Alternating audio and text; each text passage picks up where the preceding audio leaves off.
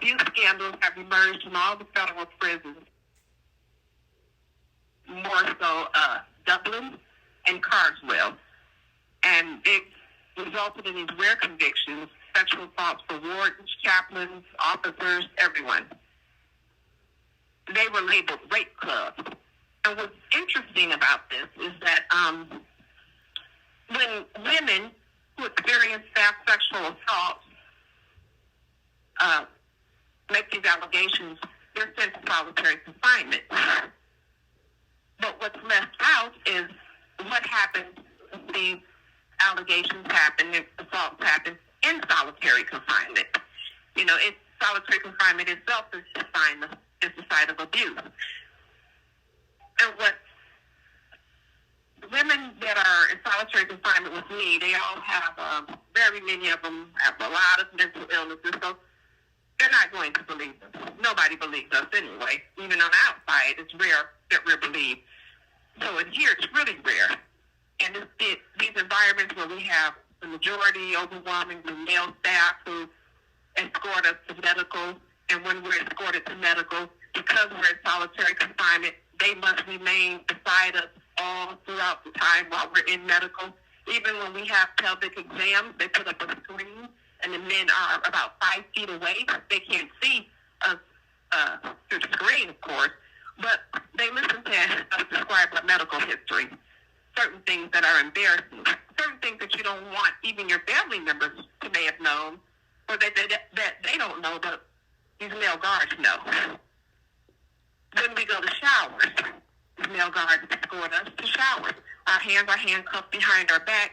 How often? I can't even count where I've had male guards rub their genitalia against my cuffed hands when I'm walking, or rub their genitalia against our legs. Once we're in the shower, I've had guards make comments about tattoos that I have on my body that there's nowhere in the world that they would know about because of the places where they are. Voyeurism is so rampant, it's normalized. Even when something as simple as using the restroom. If I need to use the restroom, I have to call my neighbor to ask her, hey, watch out for me while I use the restroom. Because a lot of the guards will deliberately hold their keys in their hand tight so we can't hear them when they're walking. And this is a problem because we have a window on our door. It's a viewing area, and we're not permitted to cover it. So when we have to use the restroom, we usually schedule our restroom needs and our feminine hygiene needs around when they're doing their walks or when they're walking around. Sometimes we do cover our door, and usually some guards will say, as long as I can see your head and you're on a toilet, that's fine. But we have some guards who say, take your covering away. I need to be able to see your entire body to make sure you're okay. When they strip us out, when I'm stripped out of my cell, I'm 5'7". The officer, the female officer, strips us out, and she may only be 5 feet. The guard, and all she does, because we don't have enough female officers, so their jobs are just doing things that only female officers can do, which is stripping. So that may be her whole shift, just going to strip people before they go to medical, before they go to visitation, before they go to the shower. Anytime we leave the cell, we must be stripped. So that may be what her job consists of throughout the 12 hours. It's just going cell to cell, stripping people. But when she does it, she strips me, the guards beside her, they're 6 feet tall. And she says, and it's real common for, they're not looking at you, they're not caring about you. Well, just like, I can see them, they can see me.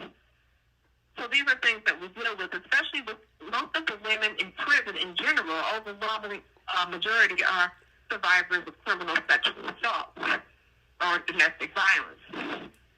And this is just another way that the state violates us. The PREA,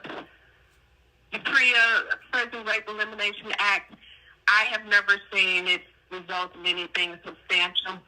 Even when I've witnessed guards literally slam a girl, and I watched the guard put his hands inside a girl's pants and panties, and after he slammed her, We've written everything always comes back as unsubstantiated. No one believes us. No one investigates any sexual abuse allegations